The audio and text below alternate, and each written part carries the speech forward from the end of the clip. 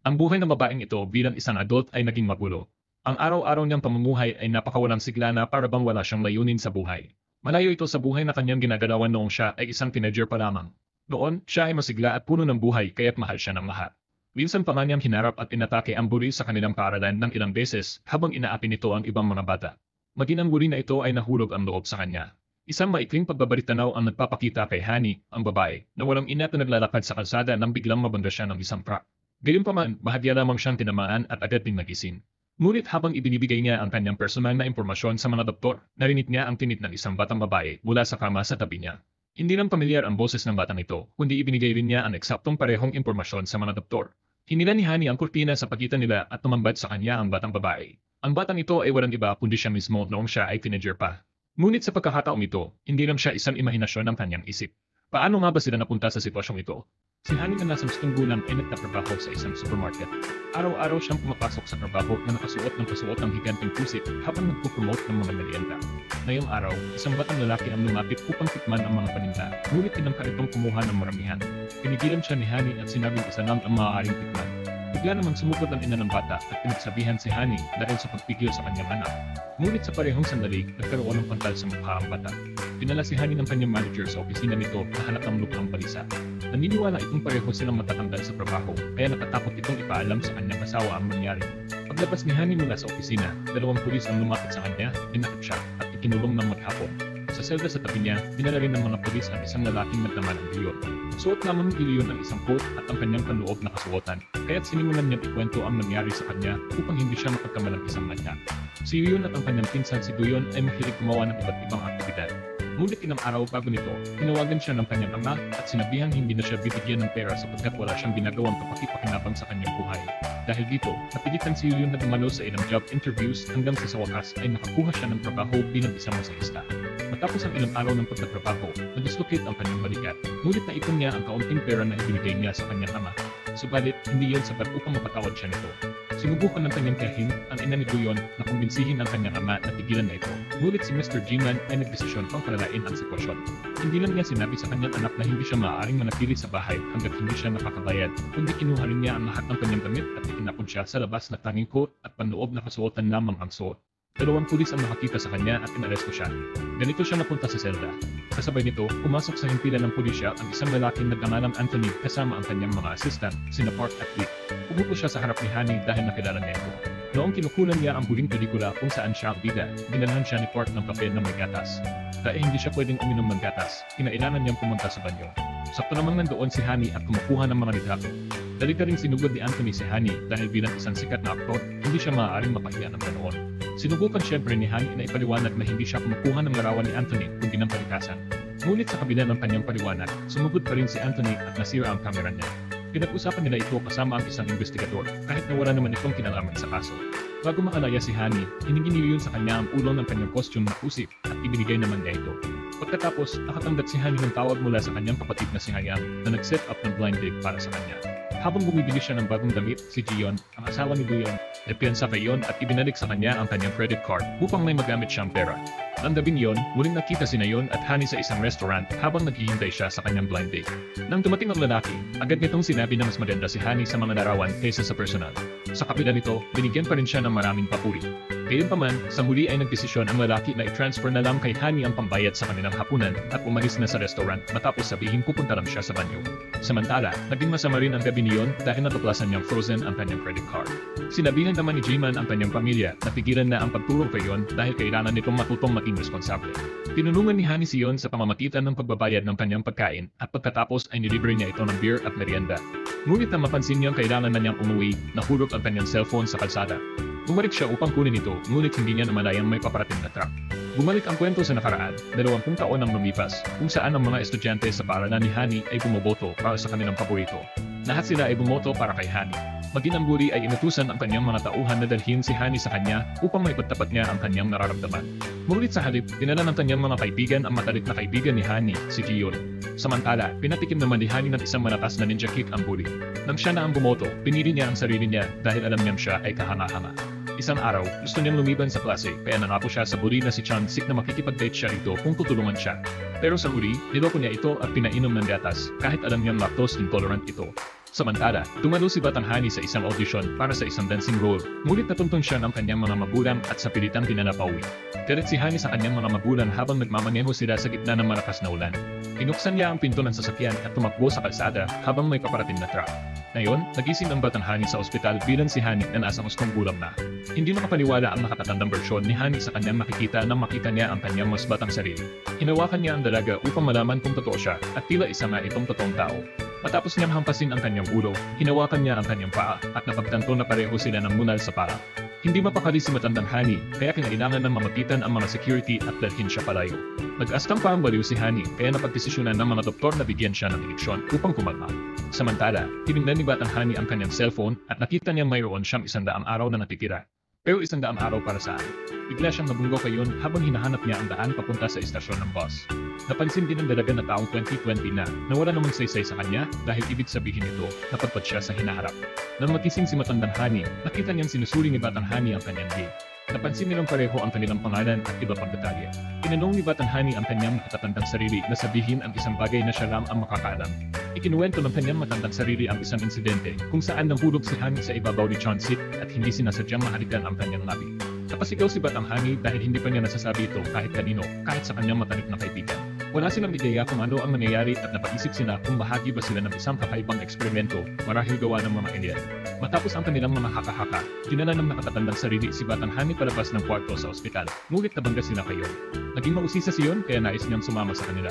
Ayaw siyang isama ni Hani, ngunit ipinakita niya ang kanyang braso at sinabing siya ang may kasalanan ng kanyang sugat.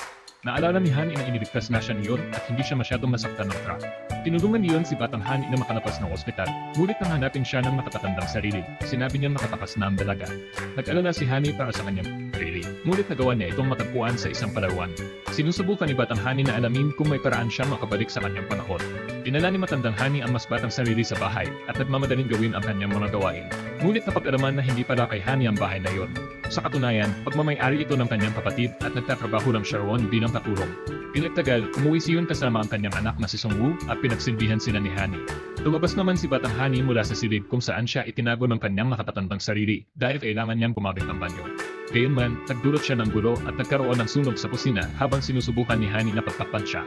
Kinailangan niyang gumamit ng fire extinguisher upang mapulahin ang apoy, ngunit labis itong ikinagalit ng kanyang kapatid. Samantala, inakaw niyon ang ilan sa mga mamahaling relo at damit ng kanyang ama upang maibenta at kumita ng pera. Kasabay nito, pinalayas niyon ang kanyang kapatid sa bahay. Wala ng pera si Hani, pero dinala pa rin niya ang kanyang batang sarili upang matulog sa isang hotel na pagmamay-ari ng kanyang kapatid. Gayunpaman, wala silang pera upang bumili ng pagkain, kaya tinawagan niya siyon para bayaran siya sa perang dinastos niya sa isang restoran. Ngunit wala rin pera siyon kaya sa huli, sumama na lang siya sa kanila at nakitulog din. Samantala, isiniwalat na si Anthony ay si Chauncey. Kinaumagahan, bumalik si Hani sa trabaho, ngunit sinabi ng manager sa kanya na hindi pa niya alam kung pananatilihin siya ng mga may-ari o hindi hanggang sa malinawan ang sitwasyon tungkol sa ina ng bata. Samantala, nalaman na sina Jion at ang natitirang miyembro ng pamilya ay mga shareholder ng Joe Confectionery, ang kumpanyang gumagawa ng pagkain kinain ng bata. Sinabi ni Jion sa board na huwag munang magbayad ng kompensasyon sa ina ng bata hanggat hindi pa natutukoy ng mga espesyalista kung paano nagkaroon ng pantala ang bata. Baka hindi naman ang kanilang produkto ang dahilan. Samantala, ipinakita ni Jisoo, ang ina ni Duyu, na hindi niya gusto ang kanyang manugang. Sinabi niya rito na palagi siyang magtatangkang masigitan ng kanyang asawa.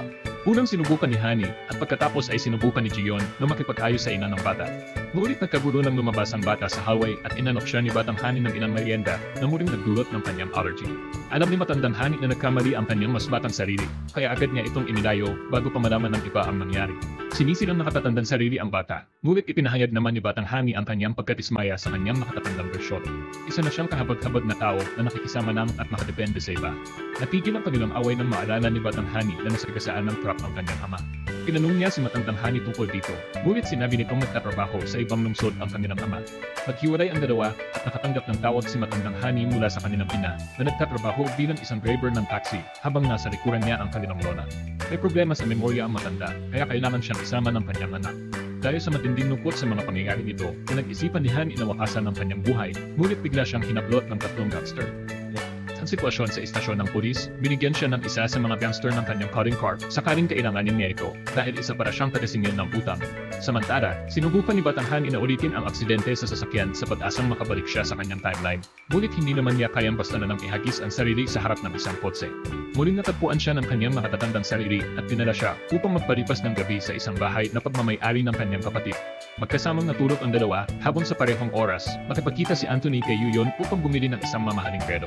Malinaw na ibinibenta ni Yuyon ang mga gamit na ninakaw niya mula sa kanyang ama upang kumita ng pera. Kinalaunan, binisita ni Yuyon ang kanyang pinsan upang dalhan siya ng pagkain at ipinaalam sa kanya na sinabi ni Jiman sa lahat na huwag siyang tulungan sa anumang paraan. Kinabukasan, nakipagkita ang lalaki sa kanyang ama upang ipaalam na kaya niyang tumayo sa sariling paa at babayaran niya ito. Inamin ni Jiman na gwapo ang kanyang anak, kahit na wala namang koneksyon ito sa kanilang usapan. Nakipagkita si matandang Hani sa kanyang pamangkin na si Sung-woo at tinanong ito tungkol sa time-space destruction. Matalino ang binata at maaaring alam niya ang sagot, pero hindi pa sigurado. Halos makita ni Hayan si Batang Hani, ngunit nagawa niya makatakbo palabas kasama ang kanyang nakatandang sarili. Sa labas, sinalubong sila ng isang malaking nagtama ng jokes. Tila alam ng lalaki na sila ay isang tao mula sa magkaibang timeline, kaya nakumbinsi ang magkapatid na sumama sa kanyang opisina. Doon, sinabi ni Jobs na mauubos din ang oras ni Batang Hani kalaunan, kaya kailangan nilang maibalik siya sa kanyang timeline bago mahuli ang lahat. Upang magawa ito, kailangan nilang magsagawa ng isang ritual sa isang maulan na araw. Pagkatapos, iniling ni Hani sa mga tagasingil ng utang na kunin ang kanyang pera mula kay Yon. Ngunit, lumalabas na ipadala na pala niyon ang pera pabalik kay Hani. Nagkusap ang dalawa sa labas at hindi sinasadyang mahulog niyon ang kanyang mga gamit. Napansin ni Hani na may pinupulot siyang keychain at sinabi niyang pagmamay-ari niya ito. Nag-trigger ito ng isang flashback kung saan makikitang si Batang yon ay binubuli ni Chansik na gustong kunin ang kanyang kwintas. Ngunit, nakialam si Hani at iniligtas ang batang lalaki sabay bubo kay Chansik. Matapos tulungan ng bata, tumakbo si Hani palayo ngunit nabulog niya ang kanyang keychain. Bumalik sa kasalukuyan, inamin iyon na kay Hani na ang keychain at ibinalik ito sa kanya. Dinagtagal, bumalik si Hani sa bahay at nagdaos si Batang Hani ng isang maliit na selebrasyon dahil malapit nang matapos ang kanilang pamungot sa oras na muling umulan. Kinabukasan, ipinaalam sa board ng Jewel Confectionery na hindi pa napatutunayan ang kanilang merienda ang naging sanhi ng pagtal ng bata. Bagamat posible, hindi sila obligadong bayaran ng ina nito. Samantala, nakipag-usap si Hani sa kanyang manager sa supermarket upang hinginin ng kanyang dating trabaho, ngunit nauwi ito sa pagtatalo. Mas naging matapang si Hani at nagdesisyong magbitiw na lamang kahit na gusto kanila siyang kunin pabalik. Paglabas niya, sinabi niya sa kanyang batang sarili na magbabago na siya mula ngayon. Natutunan na niya ang kahalagahan ng kumpiyansa sa sarili mula kay Batang Hani. Sa parehong oras, napansin nilang may isang lalaking may hawak na placard, humihingi ng hustisya laban sa kumpanya. Sa loob ng gusali, nakita ni Jiman ang kanyang anak na naghahain ng pagkain at kinausap ito. Ipinaliwanag niyon na magtatrabaho siya bilang isang kusinero sa kumpanya at titira sa isang apartment para sa mga estudyante. Hindi naniniwala si Jiman na tatagal siya ng 2 araw, kaya pumayag siyon sa isang pustahan at tapusin niya ito sa loob ng 100 araw. Kapag nagawa niya ito, nabag ang kanilang utang. Samantala, nagsagawa ng sayo protesta ang 2 Hani upang humingi ng hustisya. Kinausap sila ni Jiman, ngunit hindi niya sinabi na siya ang chairman ng kumpanya. Kinalaunan, bumalik ang 2 Hani sa bahay ng kanilang kapatid. Ngunit nadatnan nilang naghihintay si Hayan dahil hindi naman niya sila pinayagang manatili roon. Nag-away sila at nadiskubre ni Batang Hani na ang kanyang kapatid ay nakasuot ng peluka. Siyempre, nauwi ito sa pagpapatalsik sa 2 Hani mula sa bahay. Samantala, balak niyon bumili ng isang mamahaling ko. Ngunit naroon din si Anthony sa parehong tindahan at sinusubukan din ang parehong ko. Nag-away ang dalawa dahil parehong iniisip na mas bagay sa kanila ang kasuotan. Samantala, si Batang Hani naman ay naliligo sa isang hotel habang iniisip ang isang pusong plano. Kinabukasan, nakipagkita ang 2 Hani kay Hayang na nagbigay sa kanila ng pera. Isang flashback ang ipinakita kung saan nagpanggap si Batang Hani na anak ni Matandang Hani na dating nakatira sa Amerika. Ngunit ngayon ay nangangailangan ng suporta matapos bumalik sa bansa. Bumalik sa kasalukuyan, pinagalitan siya ng nakatatandang Hani sa kanyang ginawa, ngunit agad din niya itong pinapurihan na makita ang halagang ibinigay ng kanyang kapatid. Samantala, nagsisikap na gusto siyon sa kanyang trabaho at mainat din niya inaalagaan ang kanyang mga kasamahan habang nagpapahinga ang dalawa sa kanila. Bumalik siya sa kusina at inihanda ang lahat ng gulay na kakailangan nila. Sa ibang dako, naglalakbay si Anthony sakay ng isang bangka papunta sa isang isla upang makipagkita sa isang babaeng screenwriter na kasalukuyang gumagawa ng isang K-drama series. Nagdala si Anthony ng ilang mga pagkain para sa kanya at hindi diretsahang hiniling na irekomenda siya sa producer kapag naisumitan na ang script. Gustong-gusto niyang maging bahagi ng seryeng ito. Samantala, napagpasyahan ng 2 Hani na magrenta ng isang apartment at gayon din siyon, sa katunayan, kumuha rin siya ng unit sa parehong usali. Habang pauwi mula sa pamimili, nakita ng mga Hani siyon na niyayakap ang kanyang biyahin. Dahil dito, napagkamanan nila siyang isang lalaking escort na nakikipag-date sa mas matatandang babae. Samantala, bumalik sina Anthony at ang kanyang mga assistants sa kanilang opisina at sinimulan ni Beck ang isang presentasyon gamit ang lahat ng impormasyong nakalat niya tungkol kay Anthony. Noong nagsisimula pa lamang siya bilang aktor, mahal siya ng publiko, ngunit unti-unti nang bumababa ang kanyang kasikatan. Kinagabihan, hindi sinasadyang nakasalubong niyon si Honey at ang kanyang sarili. Umupo siya kasama nila at inalok ng inumin si matandang Honey. Nang sandaling lumayo ang matanda mula sa mesa, sinabi ni Batang Honey kay Yun na alam niyang may gusto ito sa kanyang ina. Kinabukasan, pinagpatuloy ng dalawang Honey ang kanilang sayaw protesta at muling nakita sila ng chairman. Naalala niya ang naging usapan nila tungkol sa emosyonal na koneksyong na ibibigay ng mga merienda sa mga tao. Dahil dito, napagpasyahan niya ni Alo kay Honey ang isang trabaho sa kumpanya, ngunit hindi pa rin niya ibinunyat na siya ang chairman nito. Samantala, ang huli niyon ang isang lalaking sumusunod sa kanya. Inamin ng lalaki, si Shom, na inutusan siya ng biyahe niyon upang bantayan siya. Sinabi niyon na ipagpatuloy niya ang pagbabantay at pagsasabi ng ulat sa kanyang biyahe. Ngunit kanin ang gusto lamang niyang malaman nito ang dapat ulat. Ipinagdiwang ni Matandang Honey ang kanyang bagong trabaho kasama ang batang bersyon ng sarili niya. Matapos nilang kumain, pumunta sila sa isang tindahan ng damit upang bumili ng bagong kasuotan para sa trabaho. Habang sinusubukan ni Matandang Honey ang isang suit, naalala niya ang araw ng aksidente at kung paano nasaktan ang kanyang ama. Pumasok si Batang Honey sa dressing room at napansin ang isang marka sa kanyang binti. Inamin ni Honey na nangyari ang pinsala nito noong araw ng aksidente. Pinagtagal, nakatanggap si Honey ng tawag mula sa nakita na nagsabi sa kanya na lumalala na ang kondisyon ng kanilang lola. Dumaan si Okjo, ang ina ni Honey, para sa isang mabilisang pagbisita ng gabing iyon. Ngunit biglang sinugod at sinaktan siya ni Lola nang makita siya. Sinisisi pa rin siya nito sa pagkamatay ng kanyang anak sa aksidente. Habang nagyayari ito, nakita ito ni Batang Honey. Nang matagpuan siya ng kanyang matandang sarili na umiiyak sa bahay, ipinahayag niya ang lungkot niya dahil tumanda na ng husto ang kanyang ina at lola. Sa kasamaang palad, ito ang realidad ng buhay, walang sinasanto ang oras. Kinabukasan, kinausap ni Jiman si Doyon at sinabing palagi siyang dapat handa na tumanggap ng mas mabibigat na responsibilidad sa kumpanya. Hindi maintindihan ni Doyon kung bakit ito sinasabi ng kanyang tiyuhin, ngunit hindi muna ito ipinaliwanag ni Jiman sa ngayon. Kasabay nito, pumasok si Honey sa Product Development Department kung saan siya magsisimulang magtrabaho at humingi ng paumanhin sa kanyang mga kasamahan dahil sa kanyang pagiging huli. Isang maikling flashback ang nagpakita ng dahilan ng kanyang pagkalit. Patapos magpadala ng mensahe si Shom sa biyaheng yon, inutusan siya ng bago niyang boss na bumili ng kape para sa kanila. Habang pauwi siya dala ang kape, nabanggan niya si Honey at natapunan ang kanyang jacket. Dahil dito, kinailangan ni Honey na bugasan ang kanyang damit sa banyo bago magtungo sa trabaho. Nang makita siya ni Jiyon, nagkinala ito na si Honey ay ang matalik niyang kaibigan mula noong kabataan nila. Noon, si Honey ay isang sikat na bata, habang si Jiyon ay parang alalay ng niya. Sinuri ni Jiyon ang resume ni Honey at nakumpirma niyang siya na ang dati niyang kaibigan. Samantala, ang batang bersyon ni Honey ay may sapat na oras at karayaan upang magpakasaya. Pumunta siya sa isang tindahan upang bumili ng burger at nakipagkaibigan sa isang tahimik na babae. Pinabayaran niya rito ang burger at nangakong babayaran din niya ito palang araw. Habang tinitingnan niya ang cellphone ng babae, nakita niya ang isang advertisement at pinangarap niyang maging isang sikat na bituin. Sa kanyang imahinasyon, isang assassin ang nagtamkang pumatay sa kanya, ngunit nasagip siya ng kanyang mga bodyguard at nauwi ito sa isang magandang awitin. Nagpunta si Honey sa isang casting, ngunit sinabi ng producer na magiging backup dancer lamang siya sa isang music video. Hindi ito nagustuhan ni Honey, ngunit kailangan niya magsimula sa kung anong meron at kailangan din niya ng pera. Samantala, nagboluntaryo si Matandang Honey na bumili ng pagkain para sa kanyang team, ngunit natapakan niya ang isang bagay kaya natapon ang dala niyang pagkain. Bumalik siya sa tindahan upang bumili ulit, ngunit naubos na ito. Tikman naman iyon ang natirang sapsa sa stall ng tindero at bumalik sa kusina upang lutuin ang parehong pagkain.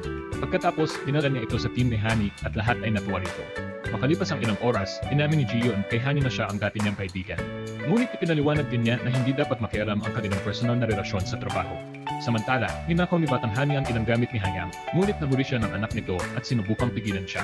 Nakakuha ng tawad si Matandang Honey at nagtungo sa istasyon ng pulis upang kunin ang kanyang batang sarili.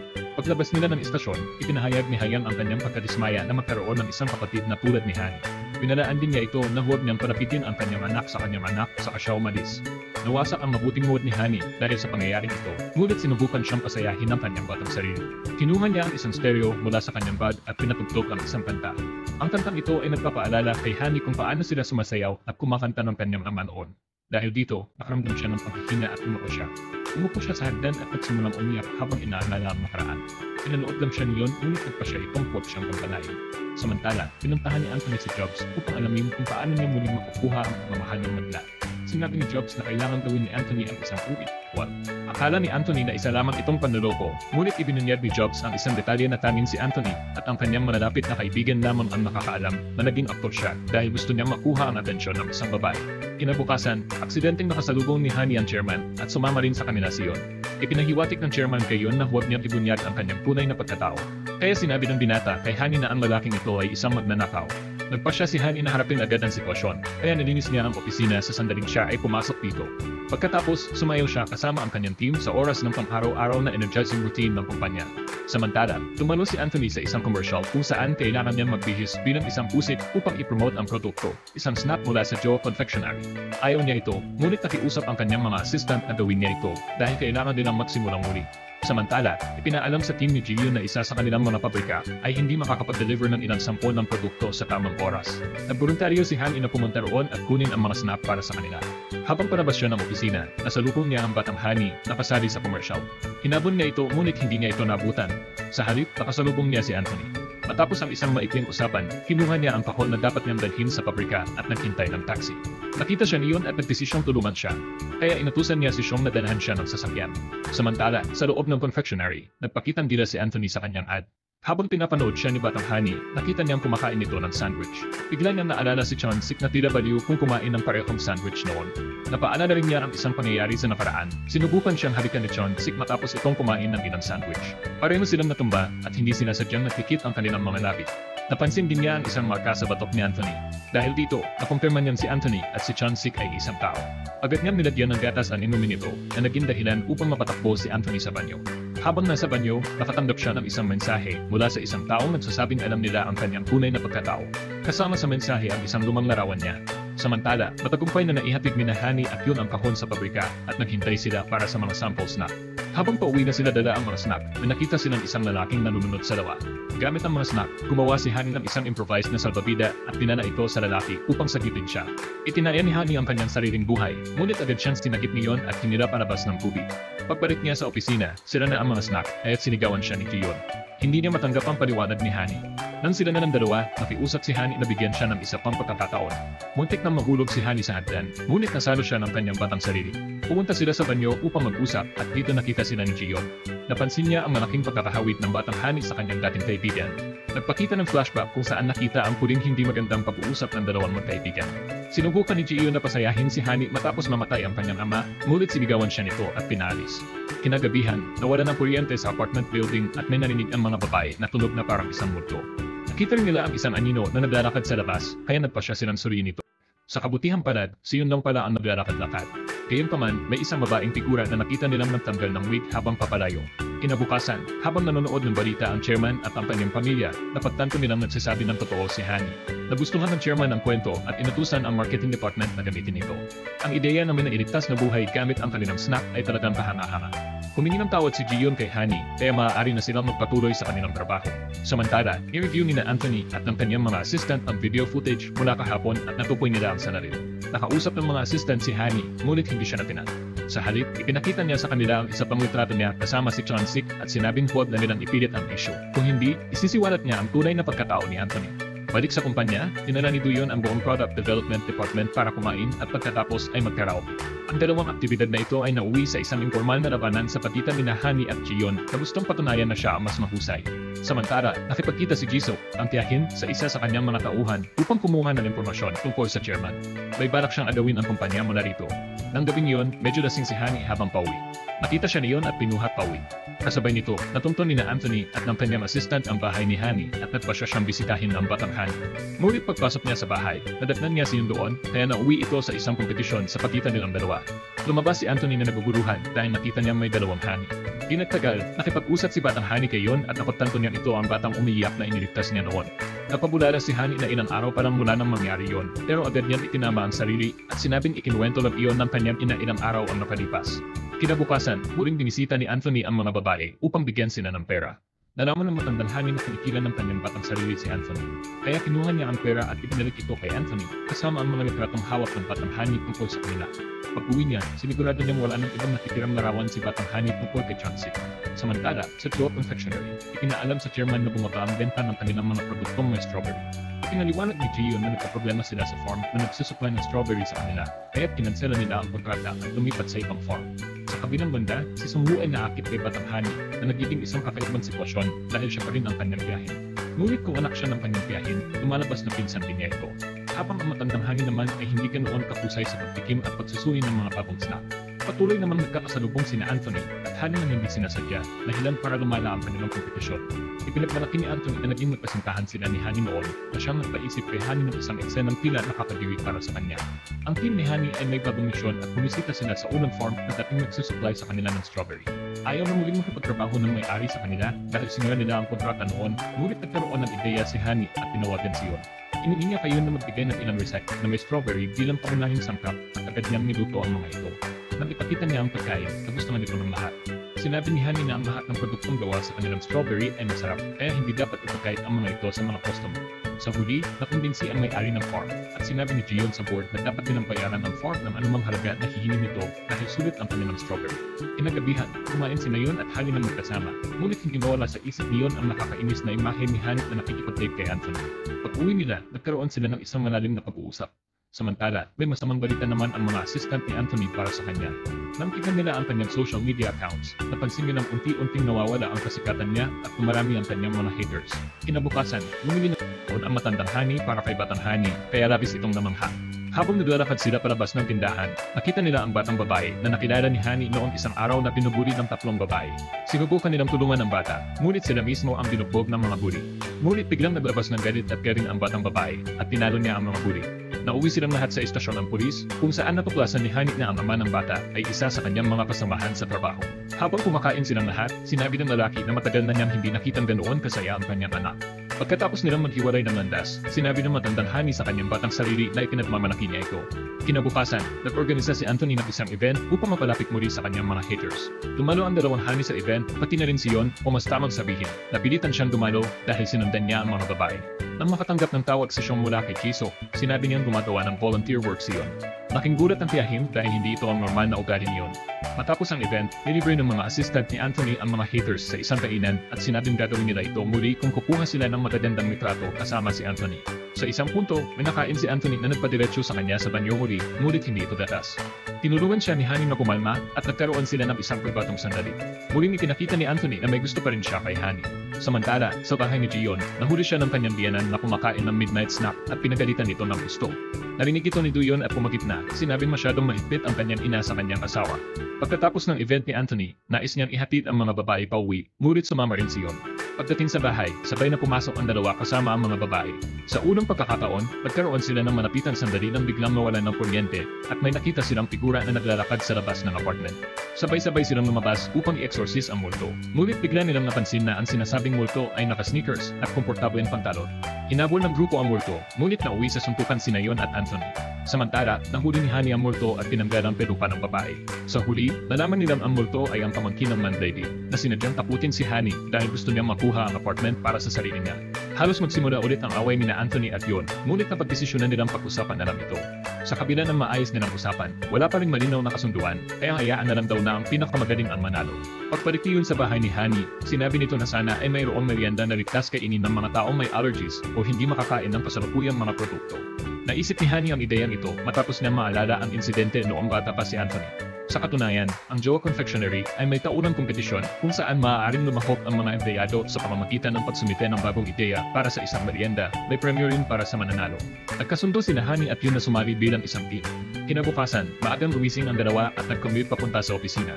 Umupo sila sa isang mesa at ipinakita ni Yon ang ilan sa kanyang mga ideya. Ang susi sa kanilang merienda ay ang paghahanap ng base ingredient na maaaring kainin ng lahat ng walang panganib ng allergies o intolerances. Samantala, nakasalubong ng chairman ang kanyang anak sa elevator at sandaling nag-usap ang dalawa. Nang makarating siya sa kanyang opisina, kitang-kita ang tuwa niya dahil seryoso ang kanyang anak sa trabahong kinagigiliwan nito. Sa kabilang banda, inadop ni Anthony si Yon at Honey na sumali sa kanyang agency dahil naniniwala siyang magiging malaking asset ito para sa kanila dahil sa kanyang cute na mukha. Sinundan siya ni Honey papunta sa opisina niya, ngunit wala siya sumuod na tanggapin ang mga kondisyon ni Anthony, lalo na ang pangangailangan igalang ito. Samantala, sa opisina ng matandang Honey, ibinigay sa kanya ng ama ng batang babae mula noong isang araw ang isang notebook bilang pasasalamat. Naglalaman ito ng kanyang mga tala kung paano mas maiging matikman at suliin ang isang merienda. Kasabay nito, nakaramdam ng pananakit si Gion kaya dinala siya ng kanyang asawa sa doktor. Dito nila nalaman na 3 buwan na siyang buntis. Paglabas nila, nakaalala si Gion dahil sumayaw at uminom siya kamakailan. Ngunit tiniyak sa kanya ni Gion na ayos lang ang lahat. Samantala, nakita si Jisoo at isa sa kanyang mga espiya at napag-alaman niyang laging nakikipag-usap ang chairman sa iba pang miyembro ng board na nangangahulugang malapit ang mga ito sa kanya. Subalit, naisip niya ang isang paraan upang makuha ang kumpanya isang hostile takeover. Kung mapapababa niya ang halaga ng stock ng kumpanya, mabibili niya ang karamihan dito at magiging pinakamalaking shareholder. Ibig sabihin, mas magkakaroon siya ng kapangyarihan sa pagboto sa board. Habang nagtatrabaho sa opisina, napansin natin may kakaiba sa chairman, mukhang may problema siya sa kanyang paningin. Patuloy sa trabaho ang matandang Hani habang naglalakad sa supermarket, kausap sa telepono at nakikipagdiskusyon sa kanyang mga kasamahan. Napako ang tingin niya sa tofu. Agad niyang tinawagan si Yuyon at sinabi na maaaring tofu ang base ingredient ng kanilang merienda. Makalipas ang ilang sandali, isinama ni Yuyon ang kanyang pinsan upang kumain at inanunsyo na buntis si Jiyon. Labis na natuwa si Yuyon at ipinaalam niya ito sa lahat ng nasa tindahan. May meeting ang matandang Hani kasama ang kanyang pamilya upang pag-usapan ang kalagayan ni Lola. Ngunit nagkaroon din siya ng pribadong pag-uusap kasama ang kanyang kapatid. Kinuha ni Hani ang lumang stereo at naantik si Hayam nang makita ito dahil naalala niya ang kanilang ama. Habang nag-uusap sila, napansin nilang umalis si Lola sa bahay. Nagmadali si Hani at ang kanyang ina sa paghahanap sa kanya. Sa wakas, natagpuan nila siya at ligtas na naibalik sa bahay. Kinabukasan, natuwa si Hani nang malamang abala na si Yuyon sa paggawa ng iba't ibang bersyon ng kanilang merienda. Samantala, nakakuha ng bagong proyekto si Anthony at siya ang naging bagong mukha ng town hall. Sa kabilang banda, bumisita si Batang Hani sa bahay ni Hayam upang makita ang kanyang lola. Nagising ang matanda at agad na nakilala ang bata. Yakap niya ito at binigyan ng magagandang salita, pati na rin isang charger. Sinabi niyang kailangang sagutin ni Hani ang isang tawag sa telepono. Sinubukang umalis ni Hani sa bahay, ngunit hinarang siya ni Sungwoo. Maya-maya, nakita rin siya ni Ok-jung, kaya natakot siyang tumakbo palayo at nahulog ang charger. Dahil dito, tinawagan ni Ok-jung ang matandang Hani upang makipagkita sa kanya. Nakakapanibago para sa kanya na makita ang kanyang anak na bata muli. Samantala, nag-launch sina Duyon at Jiyon at napanood nilang nakita sina Jisuk at ang may-ari ng farm na makausap ng pribado. Inalok ni Jisuk ang may-ari ng pera kapalit ng pagbawi niya sa kasunduan niya sa Joe Confectionery. Iniwan niya ito upang pag-isipan ng alok. Ngunit matapos siyang umalis, isiniwalat ng may-ari na na-record niya ang kanilang usapan. Kinagabihan, binisita ni Ok-jung ang kanyang anak at ibinalik ang charger na naiwan ni Batang Hani matapos siyang pagalitan ng lola tungkol dito. Pagbalik ni Batang Hani sa bahay, sinaksak niya ang lumang niyang cellphone at nakita niyang nag-charge ito. Samantala, bumisita ang chairman sa kanyang doktor sa mata na nagkumpirmang lumalala ang kanyang kondisyon at tuluyan siyang mabubulag parang araw. Sinubukan niyang lumakad ng walang salamin, ngunit nadadapa siya sa paligid. Natagpuan siya ng kanyang anak at nagpa siya silang maghapunan ng magkasama. Habang kumakain, sinabi ni Yuyon sa chairman na hindi siya kailanman tinuruan itong uminom, gaya ng ginagawa ng isang ama sa anak. Sagot naman ng chairman, hindi niya ito nagawa dahil hindi siya nabigyan ni Yuyon ng oras. Pero hindi pa muli ang lahat, kaya nagsimula silang uminom. Di nagtagal, natapos na ni Yuyon ang ilang sampol ng kanilang snack at dinala niya ito kay Batang Hani upang subukan. Tinikman ito ng bata, ngunit pakiramdam niya ay may kulang, walang X-factor na magpapasabik sa kanya. Kinabukasan, naghanda si Batang Hani upang dumalo sa isang audition, ngunit sinundan siya ng kanyang makatatandang sarili.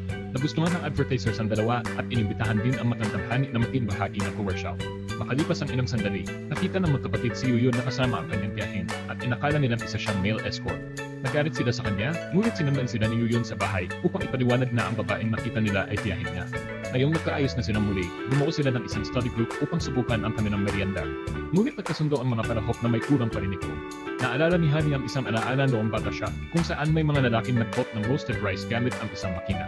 Sinabi niya ito kay Yuyon at nagpa siya silang idagdag ang roasted rice bilang topping sa kanilang pangunahing merienda. Sa araw ng kompetisyon, nag-iba ng itsura si Hani bilang paghahanda sa kanyang presentasyon. Habang emosyonal na ikinapaliwanag ng matandang Hani ang kanilang produkto, nakatanggap naman ng tawag sa kanyang telepono si Batang Hani, ngunit hindi niya ito sinagot. Dumating si Hayam sa apartment, ngunit huli na hindi niya nasagot ang tawag. Nang maiwan siyang mag-isa, tinignan ni Hayam ang cellphone at nakita natin na may 34 na araw na lang si Batang Hani. Samantala, may ganang magandang balita si Park para kay Anthony. Nakuha niya ang papel sa K-drama na gusto niyang paganapan. Kinagabihan, isinama ni Yuyon si Batang Hani sa hapunan. Habang pinagmamasdan niya ito, napansin niya madalas silang kumilos ng sabay sa parehong paraan. May mas malalim bang mangyayari rito?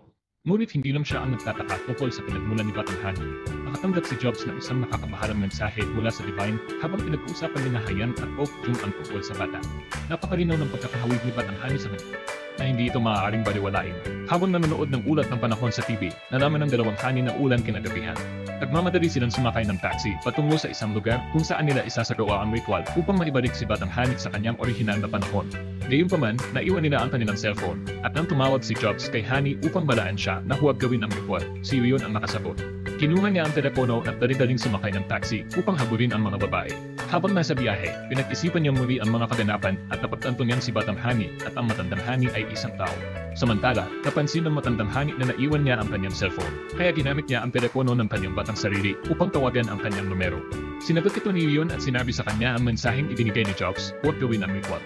Sa parehong oras, sinabi ng taxi driver na hindi gumagana ang preno ng sasakyan, kaya bumangga ito sa isang puno.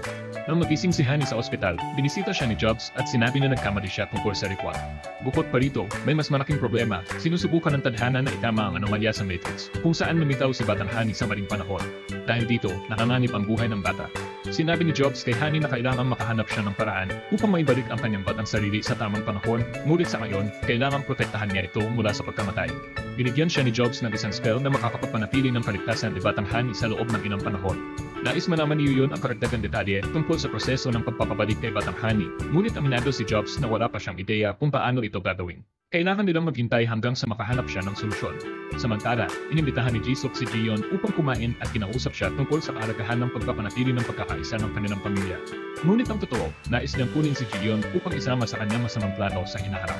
Pag-uwi, inilagay ng matandang Hani ang spell sa pintuan ng kanilang bahay upang maiwasan ang anumang masasamang enerhiyang makapasok doon.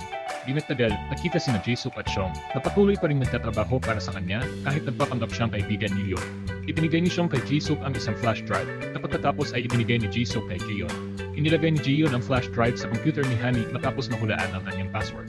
Ang susunod na araw ay magiging isang emosyonal na roller coaster para sa matandang Hani. Una, sinabi ng kanyang batang sarili na hindi niya nasagot ang tawag, kahit sinabi ng lola niya na dapat niya itong sagutin. Pagkatapos, hinihintay ang matandang Hani ng kanyang mga kasamahan sa trabaho upang ipagdiwang ang kanyang panalo sa patimpalak ng merienda. Ngunit biglang dumating ang ilang opisyal at dinala siya dahil may ebidensya raw sila na ninakaw niya ang receipt ng merienda mula sa ibang kumpanya. Kasama rin dinala si Yuyon. Napaiyak si Jiyon nang makita ito, habang tinawag naman ng matandang babae ang kanyang anak upang mag-usap sa opisina. Malinaw na may binabalak si Jisoo at sinabi niyang inaasahan niyang papanik sa kanya ang kanyang anak. Sa interogasyon, itiniit ni Hani at Yuyon na pinagtrabahuhan nila ang receipt ng merienda mula sa simula at hindi nila ito kinopya kaninuman. Samantala, nagkaroon ng kaunting problema sa kalusugan si Jiman kaya binisita siya ng kanyang anak. Nangako si Yuyon na hindi siya mandaraya at hiniling sa kanyang ama na paniwalaan siya dahil alam nitong hindi niya magagawa iyon. Samantala, nakaharap si Anthony sa kanyang nakaraan matapos may lumabas na balita na dating siyang huli sa paralan. Dahil dito, ubagsak ang kanyang reputasyon. Sa huli, nagdesisyon siyang magdaos ng isang press conference kung saan inanunsyo niyang titigil na siya sa pag-aartista. Pag-uwi ng matandang Hani, hindi niya mahanap ang kanyang batang sarili, kaya dali-dali siyang lumabas upang hanapin ito. Ngunit nang wala siyang matagpuan, bumalik siya sa bahay at nakita niyang kumakain si Batang Hani. Dahil sa matinding pag-aalala, nagalit siya at inilabas ang kanyang sama ng loob. Matapos noon, lumabas siya upang mapag-isa. Nakita siya ni Yuyon at inanok siya ng panyo, ngunit sinabi ni Hani na hindi siya madaling umiyak. Hindi ito pinaniwalaan ni Yuyon dahil ilang beses na niyang nakita itong umiyak. Matapos siyang bigyan ni Yuyon ng mga salitang pampalakas ng loob, bumalik si Hani sa bahay at nakipag-ayos sa kanyang batang sarili. Kinabukasan, nakipagkita si Jisoo sa kanyang anak upang ibigay ang isang flash drive. Sa labas ng kumpanya, hinarap ni Yuyon si Seong at isiniwalat na alam niyang nagtatrabaho ito para sa kanyang biyahe. Sa loob naman, isinalam ni Yuyon ang flash drive sa kanyang computer at nakita ang video kung saan ang kanyang asawa mismo ang nagtanim ng ebidensya sa computer ni Hani. Biglang dumating si Yuyon, hinila siya palayo at isinama sa inuman. Tinanong niya kung alam ba nito ang sabuatan na naganap sa likod niya, ngunit ito yon. Kinagabihan, binisita ni Jiyon si Hani upang kumain kasama ang Batang Hani. Ikinagulat ni Batang Hani ang balitang buntis na si Jiyon, lalo na't isang buwan lang ang makalipas nang magkasama silang maglaro bilang mga bata. Habang inihatid ni Hani si Jiyon sa kotse, nagkapatawaran silang dalawa tungkol sa kung paano nagtapos ng hindi maganda ang kanilang relasyon noon. Kinabukasan, siniwalat ni Jisoo sa kanyang anak na kinikitilan siya ng may-ari ng farm gamit ang isang recording na hawak nito. Gano'n nang ipagamit ang ebidensya ng pandarambong ng malaki upang mapatahimik ito. Samantala, nagpasya ang ating mga bida na magkasamang gugulin ng araw. Ngunit sa kabilang banda, nakatanggap ng isang nakapanginilabot na balita ang chairman. May natagpo ang metal fibers sa ilan sa mga produkto ng kumpanya. Dahil dito, umuksak siya sa lupa. Sa ibang banda, natagpuan ng ina at kapatid ni Hani ang isang lumang photo album at napansin nilang kamukhang kamukha ni Batang Hani si Hani noong kanyang kabataan. Determinado si Oak at yung nabisitahin ang kanyang anak ng gabing yun at hindi siya tatanggap ng anumang dahilan. Sumama rin si Hayan sa kanila kaya napilitan si Hani na sabihin ng totoo. Samantala, binisita niyon ang kanyang ama sa ospital at kunwaring maayos lang si Jiman. Ngunit sa realidad, hindi na siya nakakakita. Pagkaalis ng kanyang anak, hiniling ni Jiman kay Duyon na huwag ipaalam ang kanyang kondisyon kanino man at tulungan siyang lumayo pansamantala. Samantala, kumilos na si Jisoo at tinipon ang mga nangungunang shareholder ng kumpanya upang ipaalam sa kanila na magpapatawag siya ng isang botohan. Ipinaliwanag niya hindi na maayos ang lagay ng chairman, kaya makabubuti kung palitan siya ng isang taong mas may kakayahang mamahala sa kumpanya. Sinabi naman ni Ok Jung sa kanyang anak na susuportahan niya ito sa lahat ng pangangailangan nito. Ngunit may isa pang magandang balita si Hani. Kinabukasan, pinaalam sa kanya niyon na maaari na silang bumalik sa trabaho. Walang sapat na ebidensya laban sa kanila, kaya hindi napatunayan ang akusasyon ng pangungopya ng resipyen ng kanilang merienda. Bumalik na sa trabaho si Yon, ngunit nag-alala siya nang mapansing wala na ang kanyang ama sa ospital. Tumawag siya sa kanyang pinsan upang magtanong at sinabi ni Duyon na nasa ibang bansa ang kanyang tiyuhin para sa isang business trip. Ngunit at sinungaling si Duyon, gusto lamang ni Jiman na mapag-isa upang masanay sa kanyang bagong buhay na wala ng pamilya. Pinanghanda naman ni Ok Jung ng pagkain si Hani na masayang kumain habang magkasama silang mag-bonding. Muling naalala ni Ok Jung ang saya ng pagiging isang ina. Sa trabaho, muling hinarap ni Jisuk si Jiyon matapos nito mapagtanto na nabigo ang babae sa kanyang misyon na itanim ang ebidensya laban kina Hani at Yon. Nakita ni Duyon ang kanyang asawang umiiyak, kaya pinagsabihan niya ang kanyang ina na tigilan na ang pagmamalupit kay Jiyon. Kinagabihan, muntik na masagasaan si Batang Hani, ngunit nailigtas siya ng kanyang nakatandang sarili. Pagbalik sa bahay, ipinagtapat ng matandang Hani ang totoo at pinagsabihan ang bata na mag-ingat sa sarili. Samantala, aksidente may iligtas niyon ang lola ni Xiong at inihatid ito pabalik sa bahay. Dahil sa kabalitan niyon, nagpasya si Xiong na tulungan siya sa kahit anong pangangailangan niya. Samantala, nakipagkita si Duyon sa may-ari ng farm at sinabihan itong tantanan na ang kanyang ina dahil may ebidensya sila ng pagnanakaw nito sa kumpanya. Kinabukasan, sinundan niyon si Duyon papunta sa kinaroroonan ng kanyang ama. Pinasa ng assistant ni Jiman ang kontratang binala ni Duyon na nagsasaad na kailangan ipasa ni Jiman ang kanyang shares sa kumpanya kay Jisuk. Dumating si Yon at kinausap ang kanyang ama, pinayuhan itong huwag sumuko sa buhay. Habang nasa board meeting si Jisuk upang ipahayag ang kanyang kontrol sa kumpanya, biglang dumating si Yon kasama ang kanyang ama. Ipinahayag ni Jiman na tapos na ang pagpupulong na yon. Samantala, nagpunta si Jiyon sa kanyang doktor at nalaman niyang mas maliit kaysa sa normal ang supat ng kanyang dinadalang sampol. Pinayuhan siyang bawasan ng stress, kaya nagsimula siya sa pamamagitan ng pagtatapat ng lahat sa kanyang asawa. Ikinuwento niya kay Duyon ang lahat ng inutos sa kanya ni Jisuk, ngunit hindi niya itinanim ang ebidensya dahil hindi niya kayang saktan si Yon at ang dati niyang kaibigan. Samantala, nalaman ni Jiman na magpapatawag si Jisuk ng botohan at wala na silang magagawa para pigilan ito. Kumalat naman sa kumpanya ang balita na maraming empleyado ang matatanggal sa trabaho kung si Jisuk ang magiging bagong presidente. Ngunit dumating si Yon na may dalang plano. Hinimok niya ang lahat na tulungan siyang hanapin ang maliliit na shareholder at kumbinsihin silang lumahok sa botohan. Kapag bumoto sila para kay Jiman, maaaring manalo sila sa labanan ito at walang empleyadong matatanggal. Samantala, parihim na sinundan ni Batang Hani ang kanyang ina at natuklasan niyang patay na ang kanyang ama. Pagkatapos ng botohan, inanunsyo niyon na nagwagi sila. Hinarap ni Jisuk si Jiman at sinisi ito sa lahat ng paghihirap na dinanas niya. Ayon sa kanya, siya dapat ang namamahala sa kumpanya. Ngunit kumampi si Duyon sa kanyang tiyuhin at dumating ang ilang pulis upang arestuhin si Jisuk dahil sa lahat ng illegal na ginawa niya. Galit na galit si Jisuk sa lahat, ngunit sinabi ni Duyon na kailangan niyang pigilan ito bago pa siya tuluyang maging isang halimaw. Samantala, nagkita ang matandang Hani, Batang Hani at Ok Jung kung saan sinubukan niyang patahanin ang kanyang makababatang sarili. Pakiramdam ni Batang Hani ay kasalanan niya ang pagkamatay ng kanilang ama, ngunit sinabi ni Ok Jung na hindi niya dapat sisihin ang sarili niya. Yakap ng tatlong babae ang isa't isa. Bumalik si Duyon sa kanilang bahay at niyakap ang kanyang asawa. Nang tanungin siya nito kung ano ang nangyari, niyakap niya ito ng mahigpit at sinabing gusto niyang manatili sa mga bisig nito. Pagkatapos, nakipagkita siya kay Yon at siniguradong magiging maayos na ang lahat. Panahon na para magsaya silang muli. Samantala, nang ihatid ni Yon si Hani pauwi, nakita nilang naghihintay si Anthony sa harap ng bahay. Umalis muna si Yon upang bigyan sila ng sandali, at sinabi ni Anthony kay Hani na alis na siya ng lungsod. Pagpasok ni Yon at Hani sa bahay, biglang nag-ring ang telepono ng Batang Hani at sinagot ito ni Yon. Ang tumawag ay ang kanilang ama na nagsabing gusto niyang bigyan si Hani ng isa pang pagkakataon sa buhay, ngunit sa halip ay nailagay niya sa panganib ang dalawa. Sinabi ng ama na kailangan niyang bumanap ng paraan upang maibalik si Batang Hani sa kanyang orihinal na panahon bago ibaba ang tawag. Ang problema, wala ni katiting na ideya si Hani kung paano ito gagawin. Lalong lumala ang sitwasyon nang makita nilang maging itim ang spell at natira na lang ang 7 araw para kay Batang Hani. Nagdasal ang lola para kay Batang Hani, ngunit bigla itong nagkasakit dahil sa pagsipsip ng negatibong enerhiya. Tinanong ng matandang Hani ang kanyang makababatang sarili kung may naisip itong paraan, ngunit wala itong maisip. Tinala sila niyon kay Jobs, ngunit hindi rin ito makapagbigay ng konkretong solusyon. Sinabi lang niya na alam na ni Hani kung ano ang dapat gawin. Naiinis siyon sa sagot ni Jobs, ngunit ikinaliwanag nito na minsan, hindi natin nakikita ang solusyon kahit nasa harapan na natin ito. Pagkatapos, tumitig si Batang Hani sa larawan ng kanilang ama, punong-puno ng pagsisisi. Sinubukan ng matandang Hani na pagaanin ang kanyang pakiramdam at ipinaalala ang masasayang sandali na pinagsaluhan nila. Hindi lamang sila nagkaroon ng magagandang alaala, kundi natulungan din siya ng kanyang makababatang sarili na makilala ulit ang kanyang tunay na pagkatao at magsimulang muling mag-enjoy sa buhay. Samantala, dinalo ni Duyon ang kanyang ina sa kulungan upang linawin na mahal pa rin niya ito. Ngunit ang pagmamahal ay hindi na nangangahulugan ng pagsuporta sa kanyang masasamang gawain. Kinagabihan, nagdala si Yon ng cake upang pagsaluhan nila ni Hani at ng Batang Han. Habang tinitingnan niya ang larawan ng kanilang ama, naalala niya na nakita na niya ito noon. Noong bata pa siya at namatayan ng ina, binigyan siya ng isang malaki ng isang pakete ng merienda at isang bulaklak ng liryo upang pasayahin siya. Kinabukasan, buntik na naman mapahamak si Batang Hani, ngunit nailigtas siya muli ng kanyang makatatandang sarili. Ibig sabihin nito, kailangan na ninamot madali upang mahanap ang paraan pabalik sa nakaraan. Samantala, binisita ni Nayon at Jiman si Jisuk sa kulungan at sinabi nila sa kanya na hindi na pareho ang lahat mula nang mawala siya. Kaya naman hihintay nila itong makabalik sa kanilang tahanan.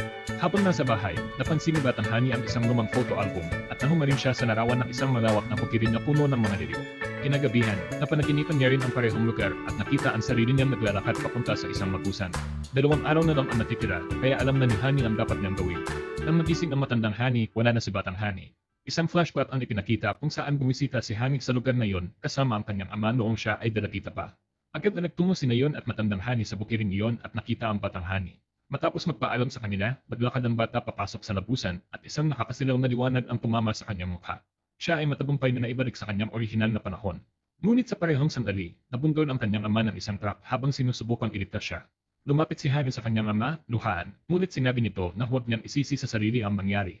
Balik sa kasalukuyan, binisita ng matandang Hani ang kanyang pamilya upang sabihin sa kanila na wala na si Batang Hani. Lumabas ng silid ang kanyang lola at sa wakas ay tinanggap na ang lahat. Humingi ito ng tawad sa kanyang pamangkin dahil sa matagal na panahong isinisi niya rito ang pagkamatay ng kanyang anak. Isa-isa, unti-unting bumabalik sa ayos ang lahat. Nagdesisyon siya na iwan ang kusina at sumali sa product development team. Si Anthony naman ay naging isang kusinero at nagtrabaho sa isang tindahan. Isang araw, nakita si Nayon at Anthony at napagtanto niyon na si Anthony pala ang bumili ng mamahaling relo ng kanyang ama. Sa huli, patuloy na nagkakasama si Nayon at Hani hanggang sa tuluyan silang naging magkasintahan. Maraming salamat sa panonood. Hanggang sa muli, paalam.